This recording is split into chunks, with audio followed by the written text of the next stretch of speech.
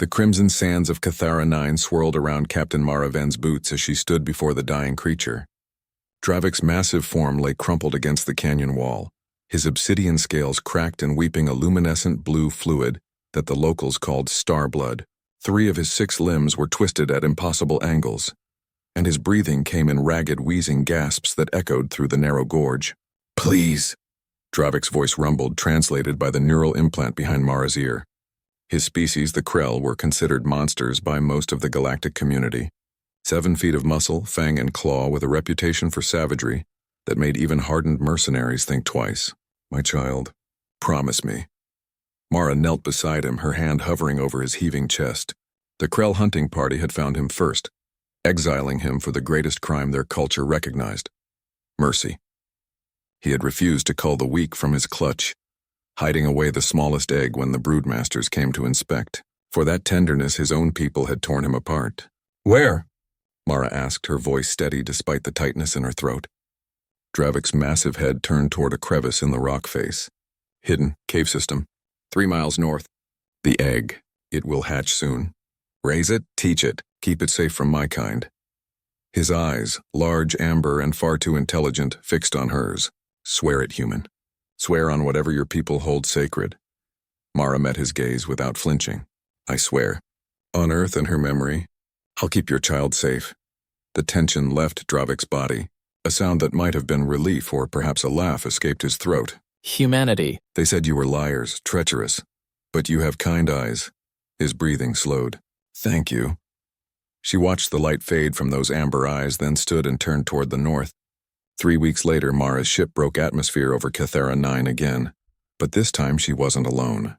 The cargo hold contained 15 heavily armed soldiers, members of the Galactic Council's Extinction Protocol Unit. And in a reinforced chamber deep in her ship's core, a Krell egg pulsed with nascent life. The council chamber was all chrome and cold light, designed to intimidate. Mara stood at attention before the semicircle of alien dignitaries, each representing their species' interests. The Velkar ambassador, insectoid and twitching, spoke first. "Captain Ven, you have done the galaxy a service. The Krell have been a scourge for centuries. This egg represents a unique opportunity." Its mandibles clicked with satisfaction. "We can study the creature from birth, understand their aggression, perhaps even modify it." Mara's jaw tightened. That wasn't the agreement. "Agreements change," the Threxian counselor said, his gelatinous form rippling. "The parent is dead. The law is clear. Unclaimed Krell spawn become property of the council. I claimed it," Mara said flatly. "You?" The Velkar's laugh was like breaking glass. "A human? You cannot raise a Krell. It would tear you apart the moment it hatched. No, Captain, you will surrender the egg, and you will be compensated handsomely for your humanitarian efforts." Mara looked at each council member in turn, her expression unreadable. Then she smiled, a cold, sharp thing that made several ambassadors shift uncomfortably. "No." The word hung in the air like a blade. "Captain Ven," the Threxian warned, "you are in no position." "I lied," Mara interrupted, her voice cutting through the chamber. "I lied to Dravik. I told him I'd keep his child safe, but I knew the moment I brought that egg to you, you'd dissect it or weaponize it or break it into something unrecognizable." She stepped forward. "So here's what actually happened." She pulled up her wrist display, projecting a hologram into the center of the chamber. It showed the egg, or rather an empty shell cracked open from the inside.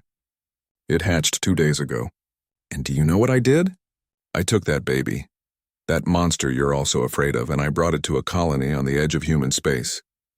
A place where it'll grow up with humans, learn from humans, and maybe, just maybe, become something its own people couldn't imagine." The chamber erupted. Shouts of outrage, demands for her arrest, threats of sanctions against Earth. Mara weathered it all with the same cold smile. "You want to know why humans are dangerous?" she said, her voice somehow carrying over the chaos. "It's not because we're stronger or smarter. It's because when we make a promise, we keep it, even if we have to lie about keeping it." The Velkar lurched forward. "You've doomed us all. That creature will become a weapon. Maybe," Mara conceded. "Or maybe it'll become a bridge. A Krell raised with compassion instead of culling, taught to protect instead of pillage." She turned toward the exit. Either way, you'll never get your hands on it. I made a promise to a dying father, and I kept it. Just not the way he expected. As security moved to intercept her, alarms began wailing throughout the station. Human warships materialized from slipspace, surrounding the Council's orbital platform. A diplomatic nightmare, but Earth had her back. Mara walked out of that chamber with her head high, knowing she'd started something. Maybe a war, maybe a revolution, but definitely something worth lying for.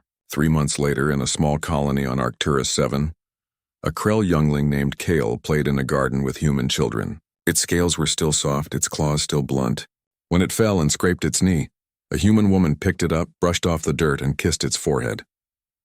In the end, Mara had kept her promise. She'd kept the beast baby safe. She just had to lie to do it.